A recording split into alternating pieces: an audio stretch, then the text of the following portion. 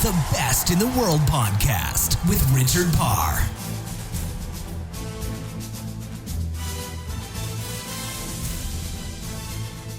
Hello and welcome to The Best in the World with Richard Parr. We've got another world champion for you on this week's episode. But before I tell you about him, I want to tell you about Patreon. Patreon is a crowdfunding website and it gives talented creators the chance to get funded for their projects. And I've decided to put The Best in the World with Richard Parr on Patreon, giving you the chance to give back to what we do. All you got to do is go to patreon.com/best in the world. And there you can support our show from as little as $1 a month.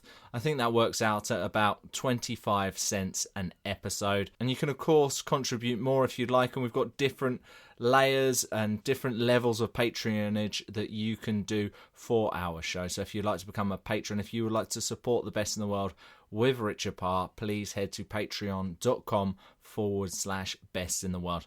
If you've already supported our show, I thank you very, very much. It really, really means a lot to me.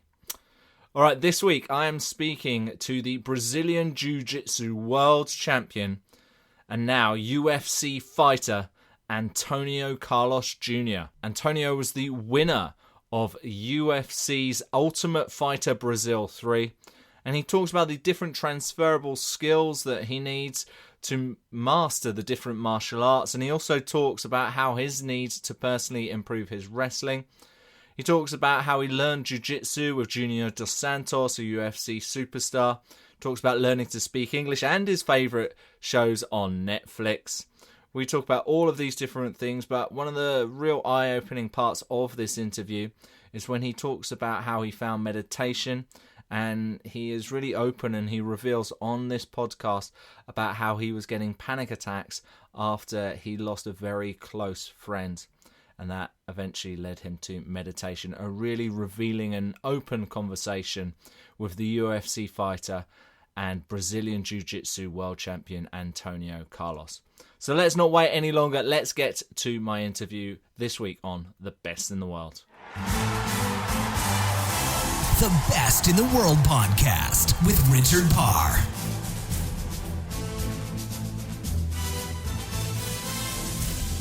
Antonio Carlos Jr., welcome to The Best in the World with Richard Parr. You've had an amazing career so far and you've got even more great things to come, I'm sure. But let's start from the very beginning. Let's get an insight into your early life and when you first got interested in martial arts, please.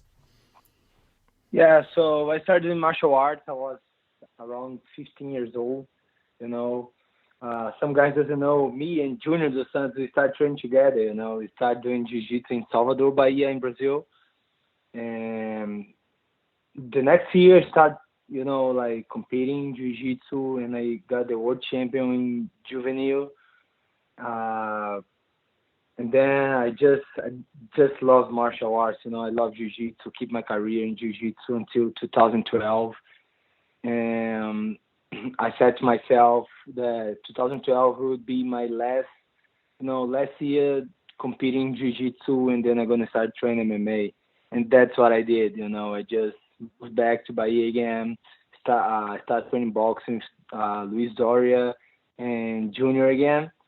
And, after 6 months, I did my first fight, and more six months, I get into the Ultimate Fighter, so it was pretty fast. You said you didn't start Brazilian Jiu-Jitsu until you were 15. Did you do any other sports before then? Oh, a lot of sports. I'm so super active guy, I was young and I never stopped. So my mom always put me in a lot of sports, like soccer, basketball, I used to swim, volleyball, tennis, a lot of things, man. I did a lot of things. Were you good at all of them? No, not all of them. Like soccer was like the worst one playing, And it's strange because soccer is like a Brazilian sport, but I never been good in soccer, And I was good swimming, I was pretty good. I compete some tournaments, but it's kind of I get boring, with swimming. I Mm. want something more, that I can, like talk to the other guys, and I don't know how to say, but more funny, Mm. So I found this in jiu-jitsu, and then I just love jiu-jitsu, man. Yeah, what do you think was the difference then that made you good at jiu-jitsu compared to the other sports? What was it about the sport or about yourself that made you quickly become a world champion? I think for sure the dedication, like I always being so intense in everything. I always be intense, Everything I do, I'm intense. So once I start training jiu-jitsu, I train like every day, I start training like 2 times a day, and I was just 15, you know, and I think, and and I do what I love, I don't just do it. I love what I do, this is not to work for me, you know, and this is very important. I like my Monday, my Tuesday, my Wednesday, not just the weekends, you know what I mean? Mm. So this is, I think these make me improve my game, and get better. It's almost as if that your work is not a job; it's your life. That's it. My work's not a job; it's my life, and I love doing this. I don't want to do another thing in my life, I don't imagine I'm doing like I'm in the office or doing whatever, That's my life. I love this. Mm. So when you made the transition to mixed martial arts, and you, like you said, you were a world champion in Brazilian Jiu-Jitsu, and then you started doing boxing. Were there any particular processes in training or things that you knew from, okay, I got good at Brazilian Jiu-Jitsu because I did things this way, that you were able to then do to boxing and potentially other martial arts, things which would make you learn them faster? Do you understand what I mean?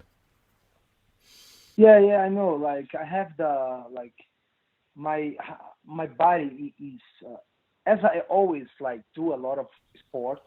Mm. It's easy to get the moves. It's easy to absorb these things. You know what I mean? Mm. So for sure, it's kind of different sport because jiu-jitsu is more like strength and power, and boxing is more you gotta be fast and But as I said, like as I always did a lot of sports, make it easy to understand, and to improve my boxing, And for sure, I count with like good guys, like Junior was with me, show me like the how to boxing, My my coaching Luis daughter was he's a really good coach, so was was easier, around these guys. Mm. Uh, what level are you in various martial arts right now? You've mentioned jiu-jitsu, you've mentioned boxing. What else would you say you're pretty skilled at the moment? I try to improve my wrestling, because like I'm a jiu-jitsu guy, but to work on my jiu-jitsu, I gotta put the guy down and work my jiu-jitsu, right? So wrestling is a transition, and it's very important to improve because I think the wrestling, like this game, like the grappling side, makes you tired, So you gotta be fluent. And I try to work on my wrestling, the positions to get into the ground and work on my jiu-jitsu. So I have some, like a lot of good guys here, American top team, like Steve Mako, he's our Olympic guy, King Mo, and Mike Brown. A lot of good guys helped me, with my wrestling. Dean Thomas, he used to be like a boxing jiu-jitsu guy too, so he's my head coach today. And I think that the wrestling is the transition to the jiu-jitsu, so I try to improve in a lot. It's interesting. Recently on this podcast, I've spoken to Dan Severin and I've also spoken to Bas Rutten. And it was really interesting because Dan Severin's background was wrestling. And he said because of his background in wrestling, a little bit like you, he was able to pick up all the other disciplines and sports pretty quickly. But he said the wrestling was the core of his success. And it was interesting when I spoke to Bas Rutten recently, he also said that he was skilled in everything, but was weak at wrestling. He lost to, I think it was to Frank Shamrock. And then he was like, I'm going to get my wrestling good. And after he then just focused solely on the wrestling, he went 22 fights unbeaten. So it's interesting to hear that from you. Of you're actually now doing something similar to him. So it's pretty interesting. So give us an idea right now then, Antonio, of what is a typical day in your life? Every day I work around. I wake up around like 8:30.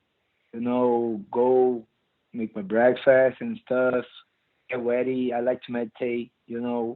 And I like the gratitude meditation. I always wake up and feel grateful for my life, for everything around me. My family, my friends, my training, my work, everything. After this, I take a shower, go to the gym, and I used to train until like 1:30, like 1 o'clock, 12:30. It depends on the day. Then sometimes I go to have lunch with my friends and rest a little bit, because the training is always hard. And then I go to the gym again. My schedule changes sometimes because it depends who I'm gonna fight. So I change what I'm doing. Usually my morning training is almost the same. Monday's wrestling, Tuesday and Thursday spar. Wednesday boxing, Friday jiu-jitsu, and Saturday is like it's a light spar, like just I put the small gloves and do some moves, some transitions like strike through wrestling to the ground, some things like this. I keep this train, but the late train is a little different. It changes depending on who I'm gonna fight. Well, I'd like to talk a bit more about the meditation you mentioned. How long have you been doing that? And can you just give us a little bit more information in what you mean by the gratitude meditation? Is that something you're saying out loud? Is it something you're writing? And how long are you meditating for each day? Yeah, a lot of guys doesn't know I had like a panic attack, so it was a pretty hard time for me. I had this in 2011. I was just 21 years old, and it was a pretty hard time, so I always had to control myself, and know about myself, try to keep calm, don't get stressed. So I always run, from stress. I don't want to be involved in stress, and always try to look to the life, as a gift. The life is a gift, and we always have something to be grateful. I can look to my niece and be grateful for this, and I think gratitude was the key to the happiness. Sometimes you get too involved in the stress, in the rush, in the life, and just forget about the simple things. So I just wake up and try to be grateful about my things, about what I do, about my family, about my friends, the people around me, my coaches, So this make me feel happy, This changes my day, I feel like my day is gonna be awesome, and it's almost always like this, It's almost always awesome day, because I just feel grateful for this. Did the panic attack happen while fighting, while competing, Antonio? Not competing. It was like at the time I lost a friend, You know, he was killed in Brazil, and I just saw that thing happening in front of me. You know, like, and that thing like make me realize how life is is like like he was with me like one day before, and then out of the blue he just was died.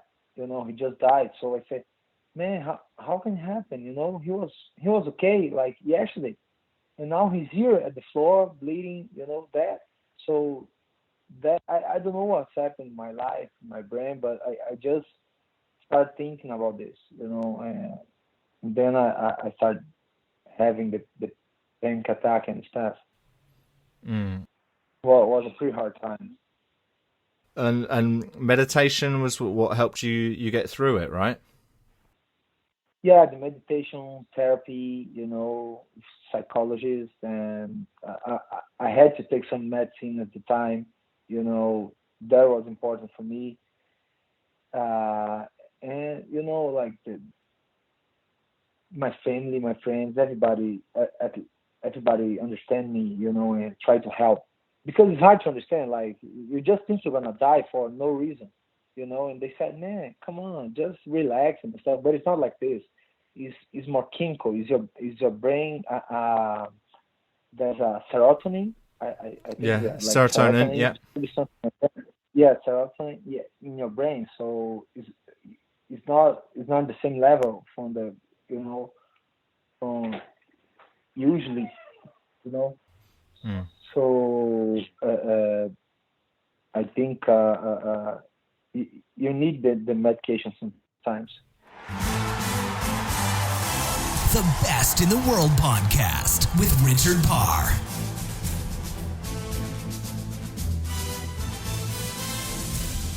More from Antonio in just a moment, but I want to say about Audible. Audible is one of the leading suppliers of audiobooks in the whole world. Yes, 180,000 titles for you to choose from, and even more than that. One of the audiobooks that I've been listening to is 10% Happier by Dan Harris. You might know him as a newsreader in the United States, and he talks about his personal journey in this book on Audible. And you can check it out for free as part of a 30-day free trial with Audible. All you got to do is go to audibletrial.com/best.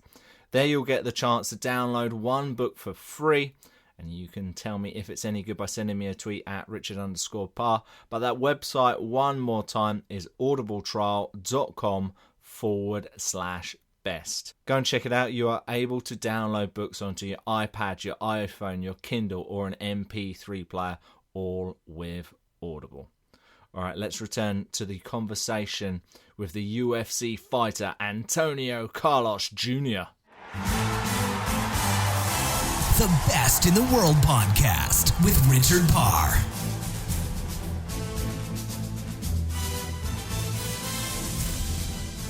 Let's talk about your transition to MMA, in particular Ultimate Fighter, which you were very successful at. How did that all come about to begin with? What happened?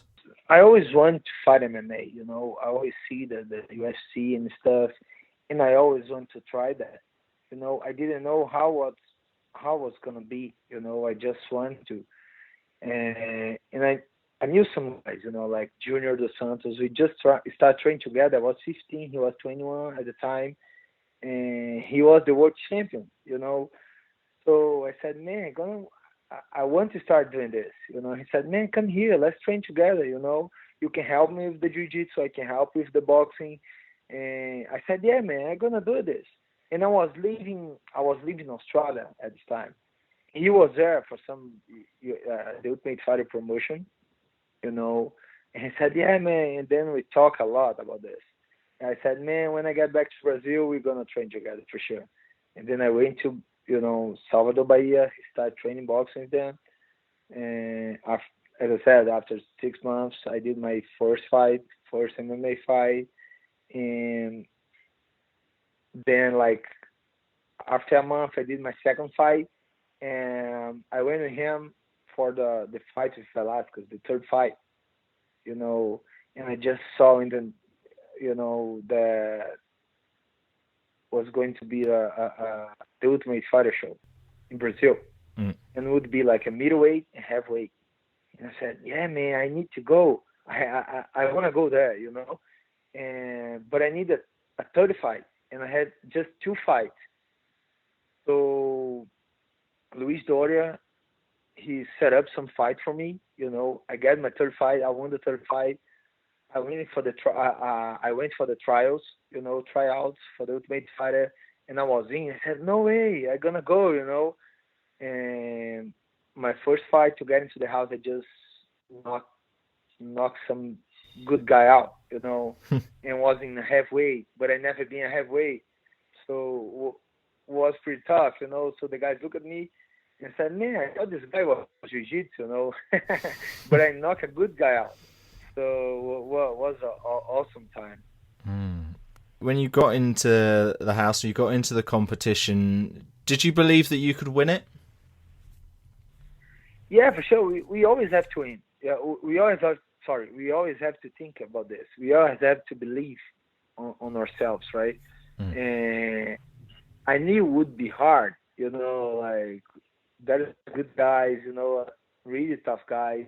And my way to the wasn't easy, I just fought like with tough guys. My first fight was tough, For sure I was tense, because like the guy was bigger than me.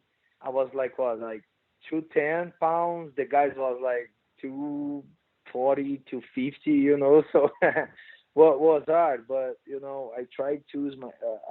I knew I was faster than that guys, so I tried to use it, And I knocked this guy in my first fight inside the house. I knocked out the guy in 11 seconds, and I feel like confident, And I feel really confident about that, all in the first round. And the third fight, the same final was with Marcos Rogério.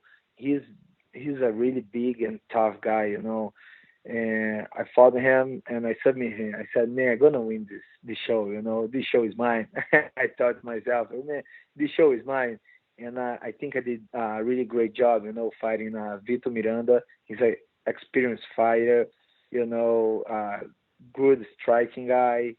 But even though I did a great job, with my team, with my teammates, and we get the show.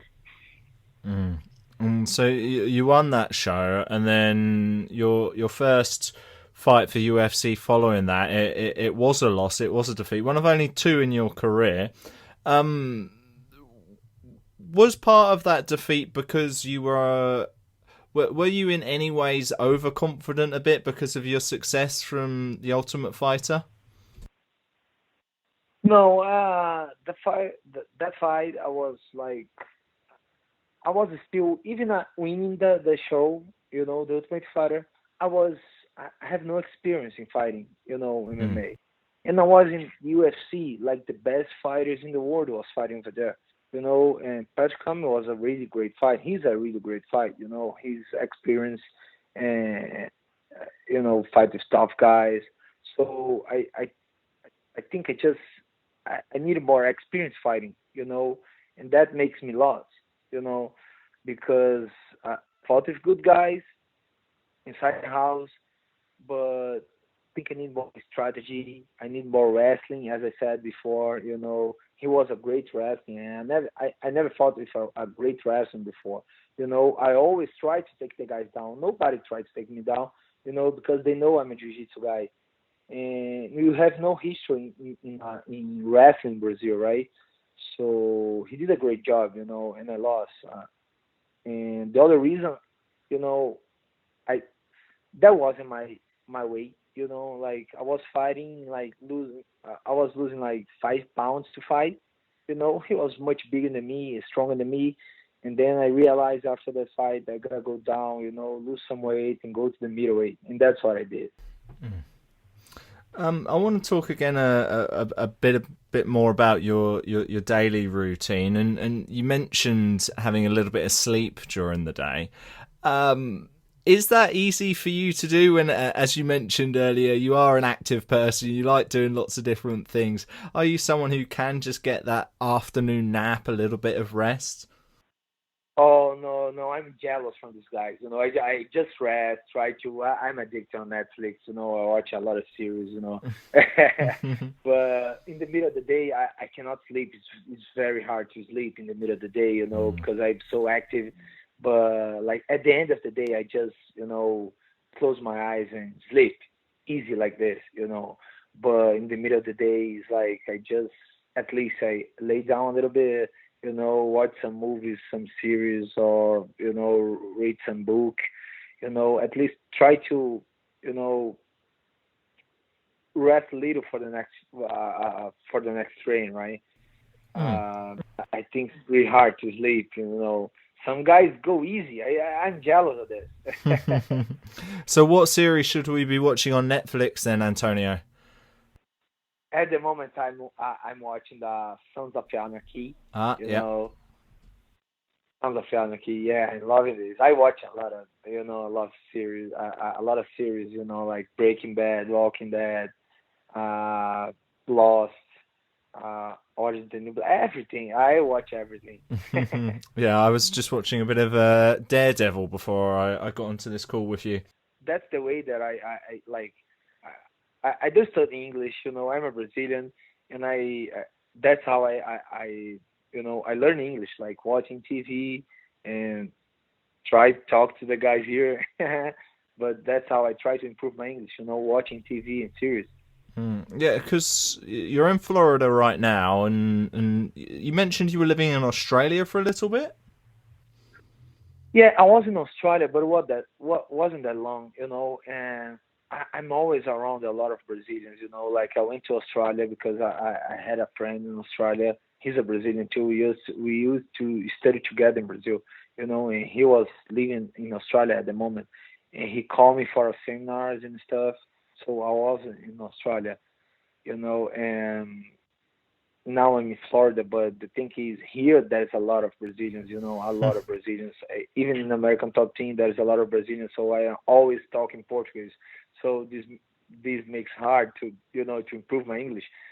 So watching series is the way I found to practice a little more. Yeah, I think you need to force yourself outside your comfort zone a little bit more with that. And not that I can say anything. I lived in Madrid for over a year and spent my time speaking to people in English and spending my time in Irish pubs. So I know exactly where you're coming from there. It's very easy to do that. You mentioned there also about reading books. Are there any particular books that you'd ever recommend anyone? No, I was just reading the Ronda Rousey book, about her life and stuff. It's a good one, and I like the biographies, and there's a lot of good books, I just read the I forgot the running guy, Usain Bolt, Usain Yep. Bolt. Yep. This guy is crazy. This guy is awesome. So I just read his book, and it was really great. It sounds like you're doing similar to what we do on this podcast by trying to learn from the very best, from the world champions, from the Olympic champions, to help improve what you're doing. So that's fantastic. So you're on a pretty good streak at the moment in the UFC. 3 wins in a row as we speak. What is your current goal for the next year, Antonio? Yeah, I'd like to do like 2 more fights this year. I just asked a fight for David Branch, and I don't know if it's gonna happen or not. But I'd like to fight with top 10 guy, because I think like 3 streak is like it's good, and I'd like to get some top 10.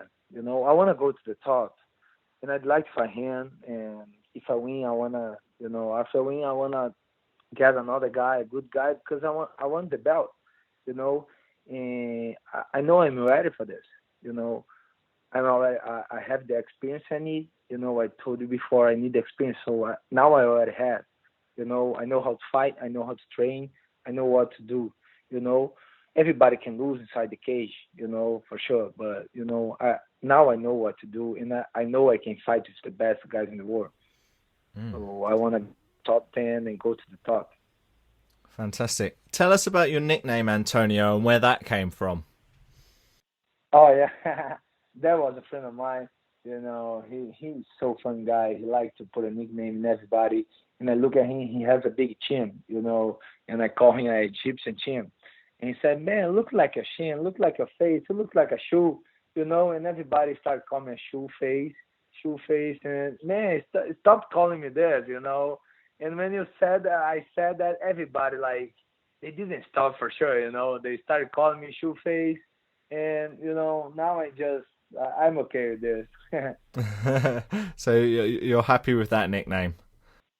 I'm not happy, but I'm okay. You know, the good thing is nobody forgot. You know, it's like it's a fun nickname, so nobody forgot about my nickname. Exactly. Well, it's been so good to talk to you, Antonio. Thank you so much for being on the program today. Before you go, can you let us know where we can find you on social media and continue to follow your journey, please? Oh, yeah, for sure. First of all, thank you so much for inviting me for this. It's my pleasure. And you can find me in the social media as a cara de sapato. It's the same thing as shoe face, you know, it's in Portuguese. Cara de sapato, CARADESAPATO Junior. You know, so you're going to find me Twitter, Facebook, and Instagram. And that's it, guys. Thanks so much. Appreciate it again. And that's it. Let's go. Brilliant. Thank you so much for being on the show, and thank you for being the best in the world. Thanks so much, man. Appreciate it.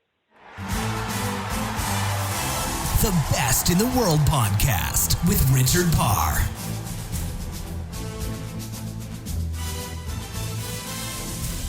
Good stuff there with Antonio. And if you like your MMA and you like your UFC, well, you'll love some of the interviews I've done with some UFC legends. Yes, previously on The Best in the World with Richard Parr, I've spoken to Ken Shamrock, Dan Severn, and Bas Rutten. They're all on the archives. They're all available at sportacino.com. They're all available at acast.com/best. And they are all there on iTunes. And if you haven't already, please press the subscribe button on iTunes and give us a rating and a review. If you've got a few moments, please, I'd really, really appreciate it. All right, that's it for this week's episode. Again, if you'd like to support our show, please head to patreon.com/best in the world. But I will be back with you next week learning from another amazing sports person. Until then, have a great week. Goodbye. The Best in the World podcast with Richard Parr.